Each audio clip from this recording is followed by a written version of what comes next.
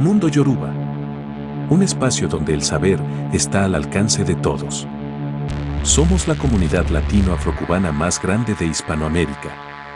Si te gusta o practicas el mayombe, la santería o ifá, entonces suscríbete a nuestro canal y sé parte de esta gran comunidad. Unidos somos más fuertes. Únete. Salam aleikum, malekum sala. Ensámbianos a Cutare hasta la Macimena. Este es el podcast número 43 de la serie Manual Básico del Mayombe Quimbisa. En el podcast anterior estuvimos hablando sobre la historia de Maribanga, así que hoy nos corresponde hablar un poco sobre el Kutunguango de Centella Ndoki. En lo personal me gusta mucho este Kutunguango. Historia de Centella Ndoki. En un desolado territorio del Congo, donde se dividen dos ríos, apareció un remolino en plena gran batalla. Una tribu de pocos hombres, pintados de rojo sangre, guerreaba ferozmente contra un innumerable ejército que ya los tenía casi vencidos. Este remolino, que tocaba el cielo, los envolvió y los pintó de marrón con su barro, no dejándolos ver por sus enemigos, y diezmando en cada una de sus vueltas el enorme ejército que tenían enfrente. Días después, aun en las celebraciones de la victoria de esa batalla, llega una mujer, de tez negra como el ébano, con un báculo, de donde guindaban varias quillumbas, y envueltas en linajes marrones y morados. El rey de la tribu, quien era Nkulu, sentó a la viajera en el círculo de la fogata, donde deberían estar las mujeres. En medio de la noche, el rey llamó a la visitante, y le preguntó, ¿quién eres, y de dónde vienes?, a lo que la misma le respondió. Soy la plegaria de tus hombres, soy quien siempre ha estado a tu lado, soy quien por ti se escapa, soy la misma noche sin luna y sin estrellas, soy la reina con un ejército que jamás podrás ver, pero en cada batalla tuya, mi ejército crece. Soy la muerte hecha mujer.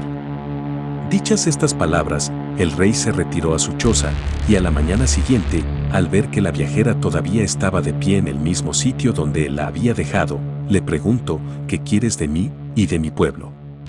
Y ella respondió, de ti, te quiero a ti, porque me enamore, por tu fiereza, por tu inteligencia, por tu sagacidad, por tu lealtad a la tribu, por tu lealtad a la religión, por tu valor y por tu sabiduría en la justicia.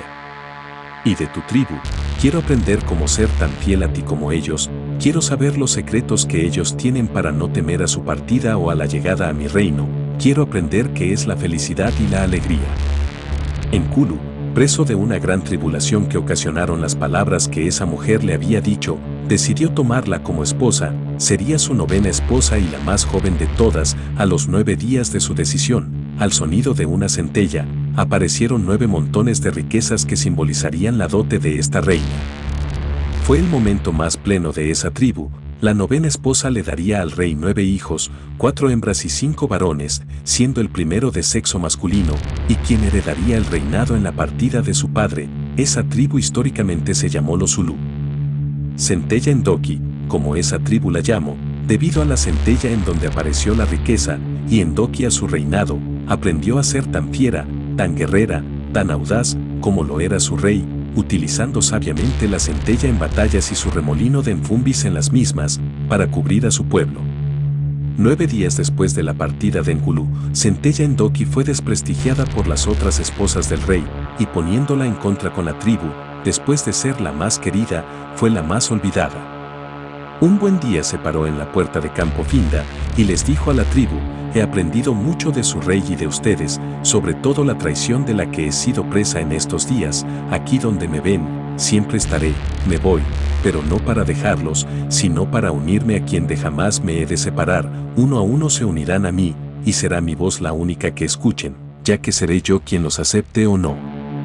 Mientras daba la vuelta para darle la espalda y entrar, fue envuelta en un remolino de enfumbis y en una centella desapareció. Desde esos días hasta hoy, Centella Ndoki ha sido venerada, y sus atenciones son en el cementerio como dueña de los enfumbis y de la puerta de Campo Finda. Algunos dicen que esta deidad se podría dividir en 3 etapas. Centellita, la joven y exuberante mujer, llena de riquezas y de apego a sus principios. Centella, la mujer madre y guerrera, desafiante y sin temor a cualquier guerrera, llena de una ambición de aprender a ser humana. Centella Ndoki, la mujer traicionada por su pueblo, que por amor, se unió nuevamente a quien ama, haciendo el sacrificio de dejarlo todo por seguirlo a él, dando de ella todo sin esperar nada. Esto es todo por hoy. Continuaremos en un próximo podcast, donde estaremos hablando sobre cómo Ensambi creó al mundo. Si ya eres un suscriptor nuestro, apóyanos con un me gusta o un comentario, y si aún no te has suscrito, te invitamos a que te suscribas y así formes parte de una comunidad que está orgullosa de creer en los cultos afrocubanos. Nos vemos en el próximo podcast. Ensambi no sakutare hasta la masi.